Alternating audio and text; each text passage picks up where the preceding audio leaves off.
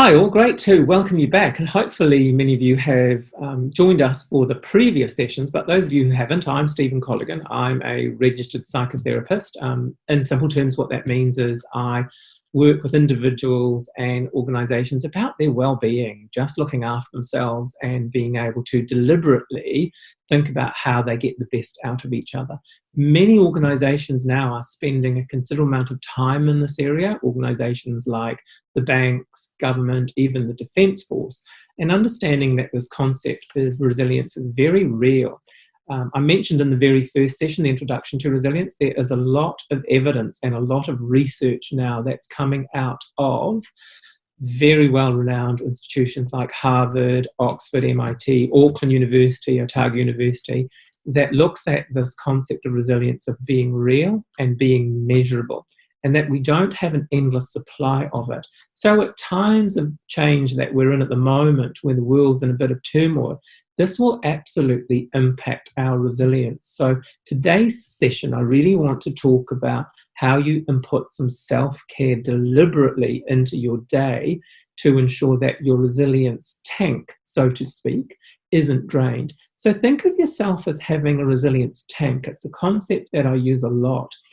We do not have an endless supply of resilience. So like the petrol tank in your car, know what tops it up and know what drains it. So when you are driving a long way continuously and you're hitting the road and traveling lots of miles, you know at some stage you're going to need petrol to top your tank up.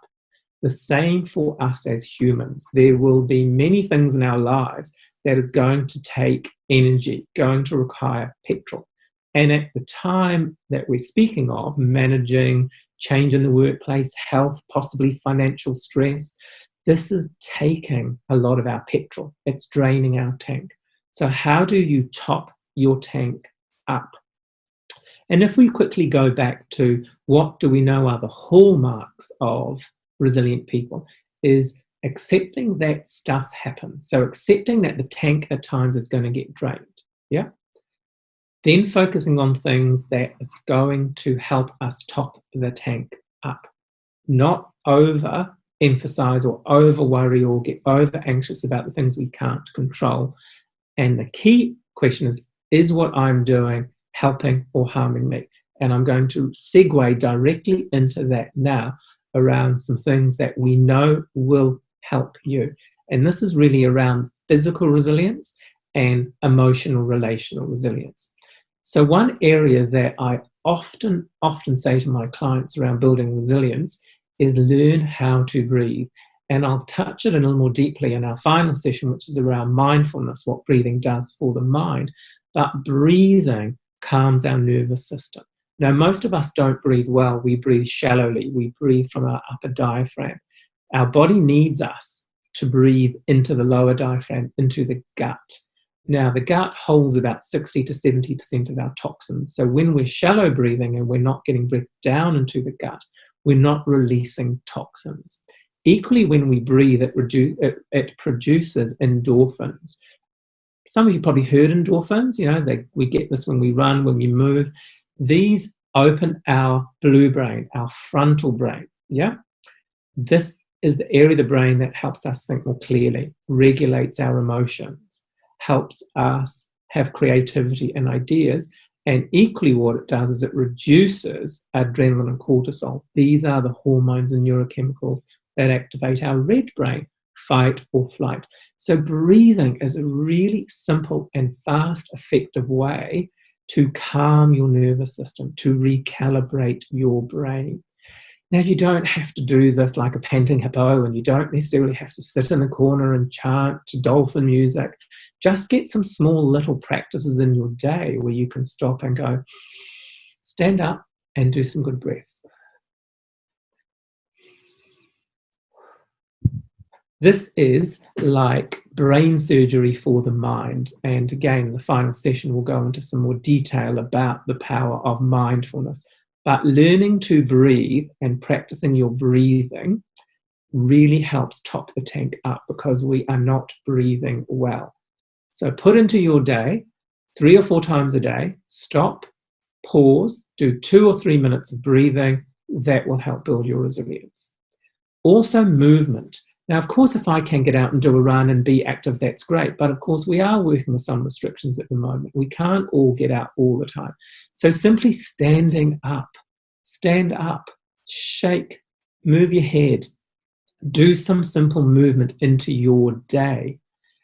Gets endorphins again flowing through the body. Now, endorphins are great for the immune system and also boosting your blue brain. We are sitting far too frequently, and of course, as mentioned in today's environment, it can be easy to sit because of some of the restrictions. But simply saying to yourself, every 60 minutes, I need to stand up. I need to do 3 or 4 minutes of movement. That can be walk, stand, do some cooking, do some sit-ups, jog on the spot, do some ironing.